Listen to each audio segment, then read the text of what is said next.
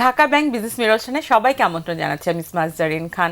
দর্শক, আপনারা জানেন যে আগামী মাসে নির্বাচন অনুষ্ঠিত হবার কথা রয়েছে। আমাদের সাথে এই মুহূর্তে আমাদের স্টুডিওতে দুজন বিশিষ্ট ব্যবসায়ী রয়েছে। আমরা কথা বলবো নির্বাচন পূর্ববর্তী অর্থনৈতিক পরিস্থিতি নিয়ে।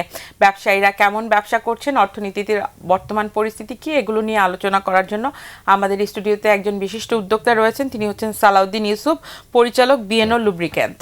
আমরা আমাদের মাঝে পেয়েছি জাকির হোসেন নয়ন, আহ্বায়ক বৈষম্য বিরোধী সংস্কার পরিষদ এফবিসিসিআই, এবং তিনি একজন বিশিষ্ট উদ্যোক্তা এলপিজি খাতের ইউনাইটেড অটো গ্যাসের সাথে তিনি সংযুক্ত রয়েছেন। আমরা চলে যাচ্ছি আমাদের আজকের অনুষ্ঠানে। আপনাদের দুইজনকে স্বাগত আমাদের অনুষ্ঠানে আসার জন্য। জাকির হোসেন নয়ন, আপনি তো আসলে ব্যবসায়ীদের বৈষম্য নিয়ে বরাবরই চেষ্টা করছেন বৈষম্য কাটানোর জন্য। তো আগামী মাসে যেহেতু নির্বাচনের কথা রয়েছে, তো নির্বাচন পূর্ববর্তী আমরা অর্থনীতিতে দেখছি যে রাজনীতিবিদরা এখন বিভিন্ন ইস্তেহার দেওয়া শুরু করেছেন এবং অর্থনীতিকে বেগবান করার জন্য তাদের অর্থনৈতিক কিছু ইস্তেহার তৈরি করার চেষ্টা করছেন। তো আপনার কাছে জানতে চাই যে এই নির্বাচন পূর্ববর্তী বর্তমান পরিস্থিতি আপনি কেমন দেখছেন এবং এই ইস্তেহারে কি কি আসলে সংযুক্ত করার প্রয়োজন রয়েছে? সামনের নির্বাচনে রাজনৈতিক দলগুলি ইস্তেহার দিবে, ওর ভিতরে কিছু কিছু গুরুত্বপূর্ণ বিষয় আমরা মনে করি সংযোজন করাটা অত্যন্ত জরুরি। আমাদের জ্বালানি নিরাপত্তা একটা ভেরি ইম্পর্ট্যান্ট। এইটাকে আপনার নতুনভাবে আমাদের সাজাতে হবেই। আমরা ধরেন দীর্ঘদিন জ্বালানি সংকটের ভিতরে গত 1-2 মাস যাবৎ আপনার জ্বালানির একটা খাত এলপিজি ভয়ানক সংকটের ভিতরে যাচ্ছে। কেউ এলপিজি পাচ্ছে না। দেশ আসলে এলপিজি শূন্য বলা যায়। আমাদের দেশে প্রতি মাসে এলপিজির চাহিদা আছে 1.5 লক্ষ মেট্রিক টন। এর ভিতরে অটো গ্যাস, যেটা আমরা গাড়িতে ব্যবহার করি, ওখানে ব্যবহার হয় প্রায় 10%, প্রায় 15,000 মেট্রিক টনের মতো মাসে।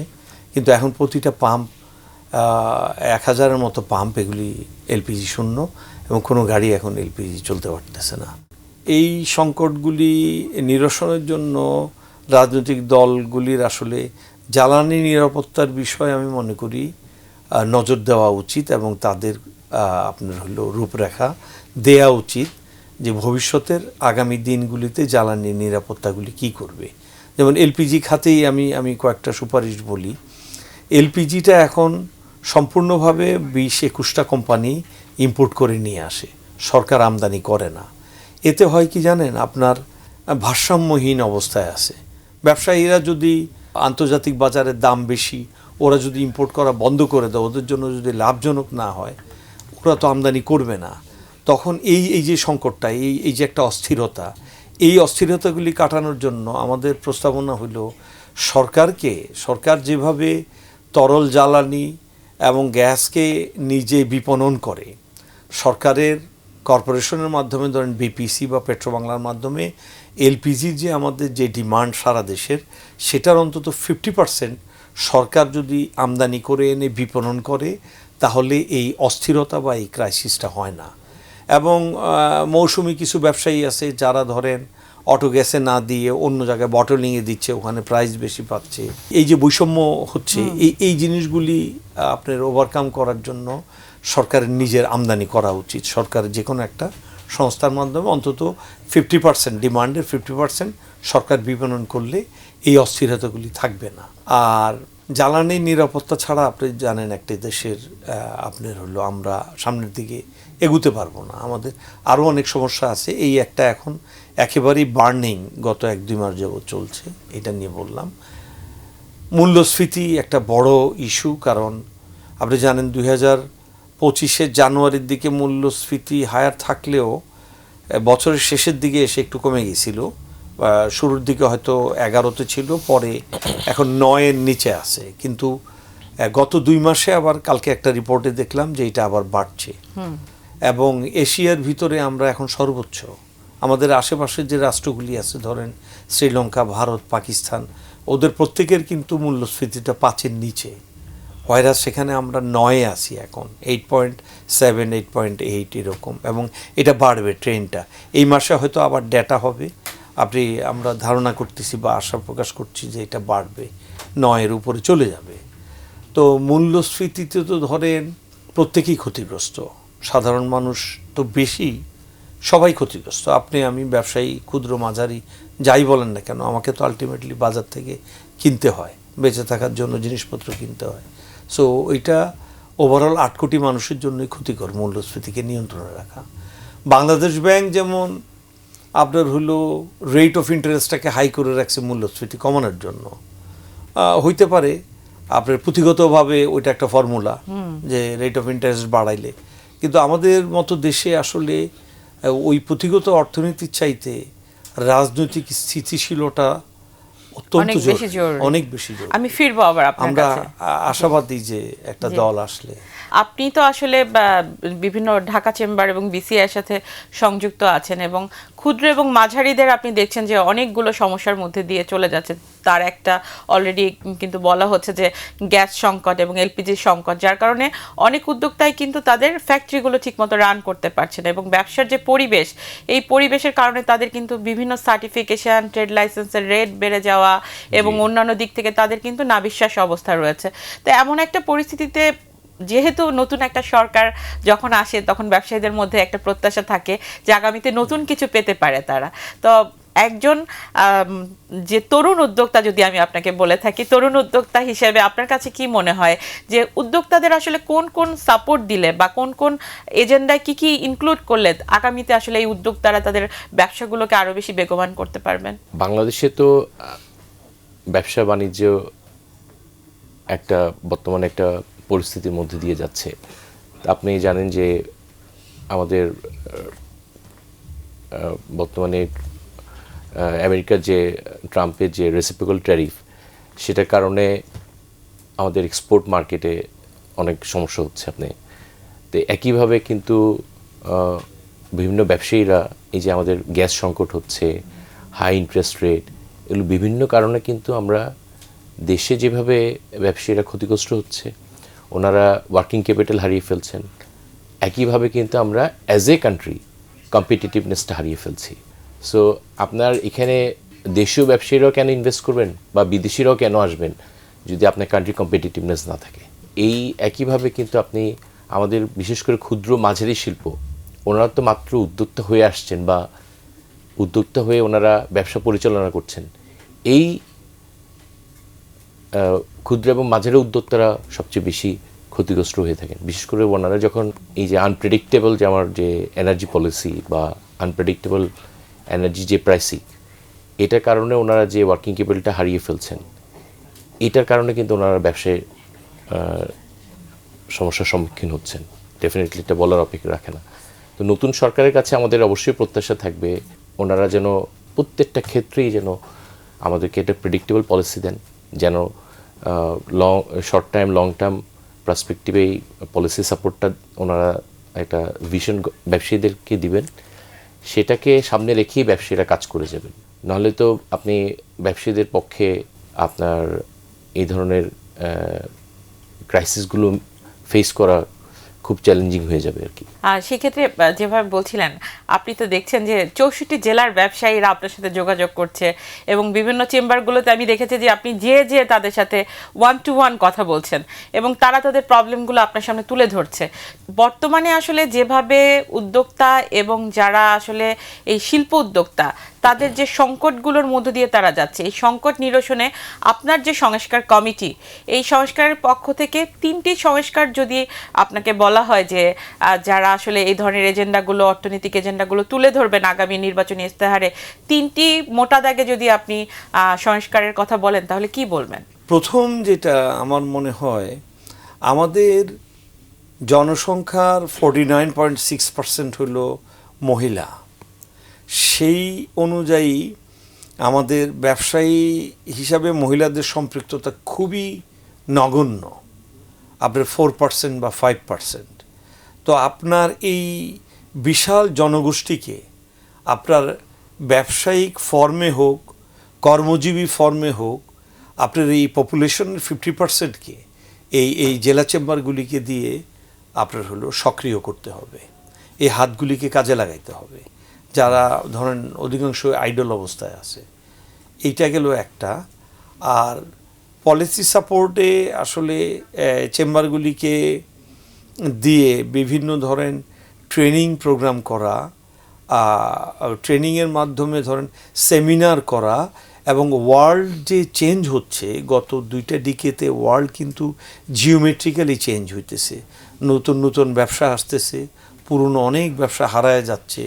সো সামনে আমাদের কি কি ব্যবসা আসবে সেই ধরনের প্রজেকশন করে তাদেরকে, ওই ব্যবসায়ীদেরকে ওই অনুযায়ী মোটিভেশন করা যে সামনের দিনগুলিতে আমাদের এই এই নতুন ব্যবসা আসতেছে, তোমরা এই খাতে এগিয়ে আসো।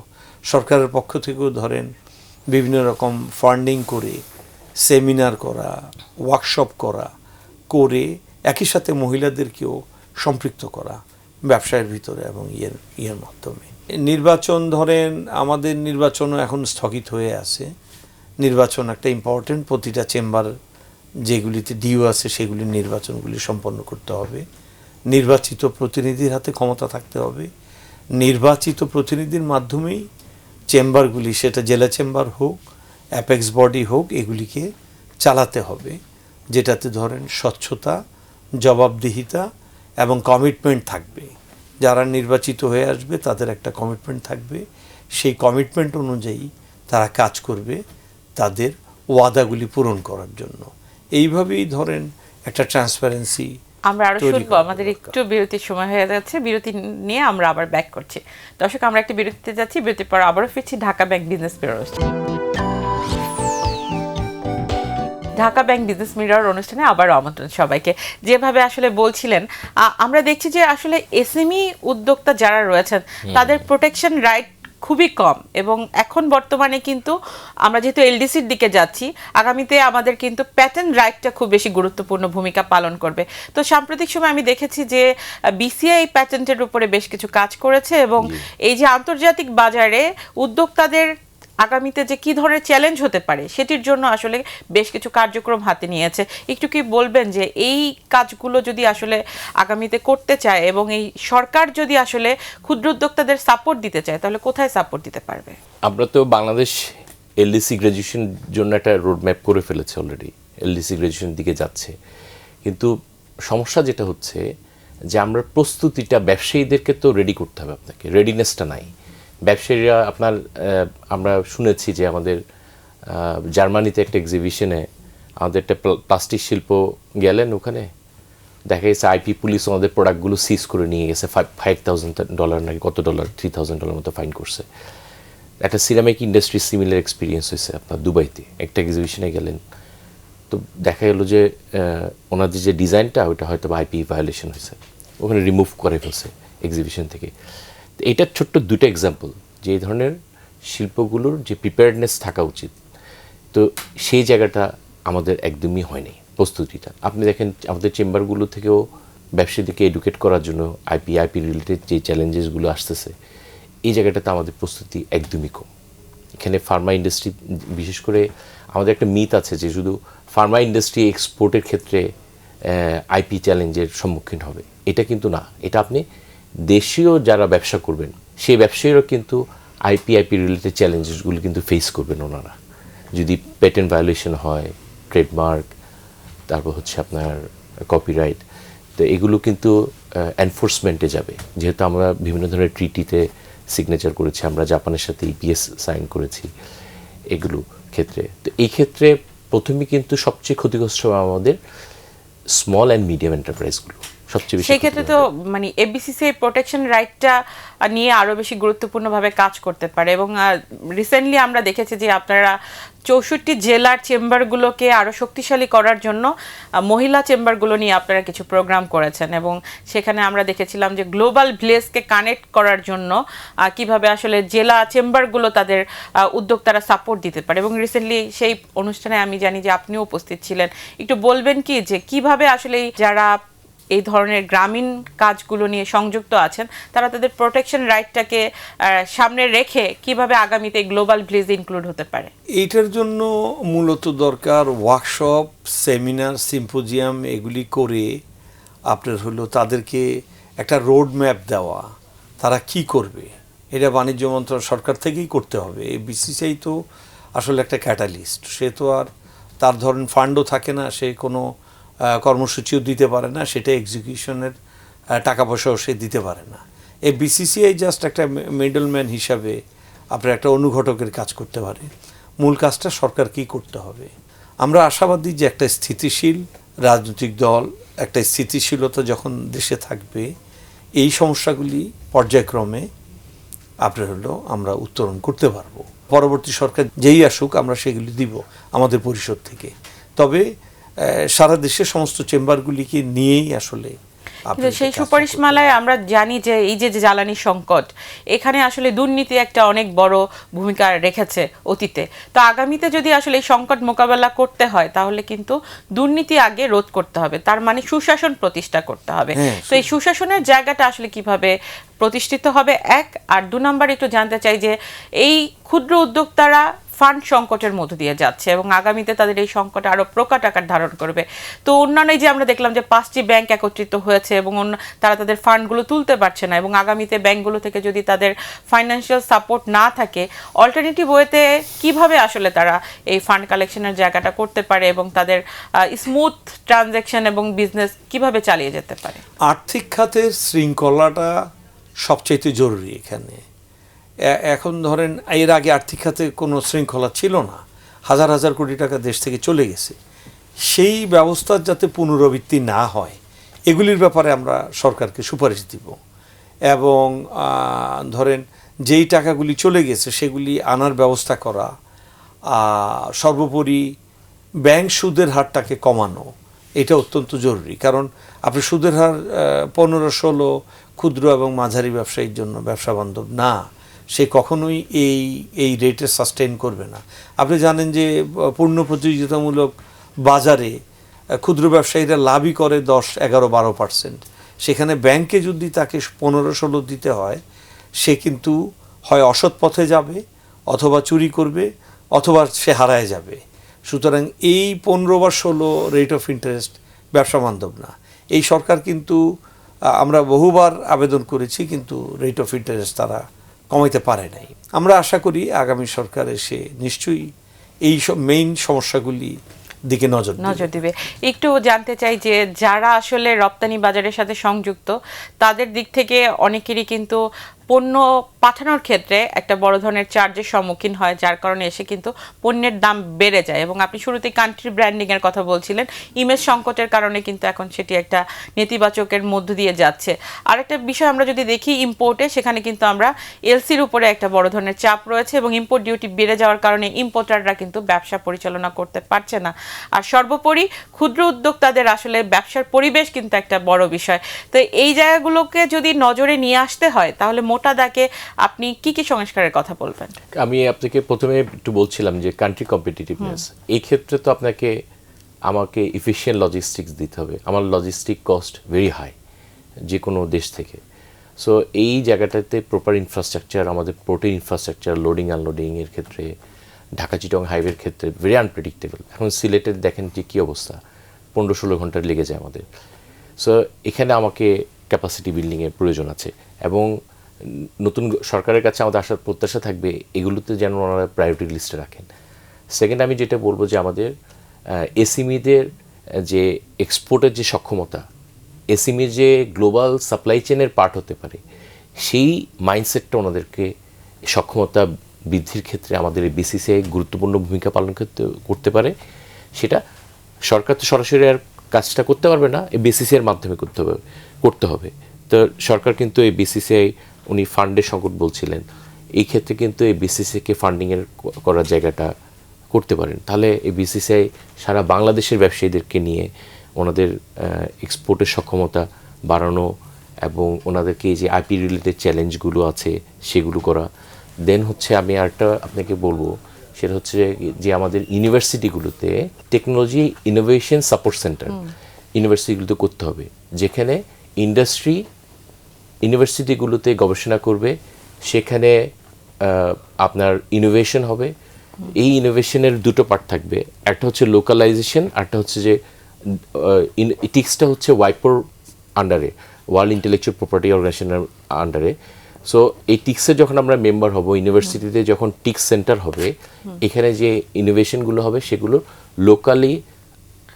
লোকালি কমার্শিয়ালাইজেশন হবে এবং ওয়াইপোর মাধ্যমে গ্লোবালি এগুলো কিন্তু শোকেজিং হবে। তাহলে গ্লোবাল ফান্ড আমি অ্যাট্রাক্ট করার সুযোগ থাকবে এবং ব্যবসায়ীরা এই প্রোডাক্ট আপনার আইপিটা ইউজ করে লোকালি কাজ করতে পারবে। আমরা অনুষ্ঠান শেষ করব, খুব সংক্ষেপে জানতে চাই যেহেতু জ্বালানির রেটটা কি ফিক্স করে দেওয়া দরকার এবং আগামীতে এই চ্যালেঞ্জ মোকাবেলা করার জন্য সরকার কি পদক্ষেপ নেবে? জ্বালানি তো রেট আসলে আমাদের একটা সংস্থা আছে সরকারের, বাংলাদেশ এনার্জি রেগুলেটরি কমিশন, ওরা প্রাইসিংটা কিন্তু ওরা করে দেয়।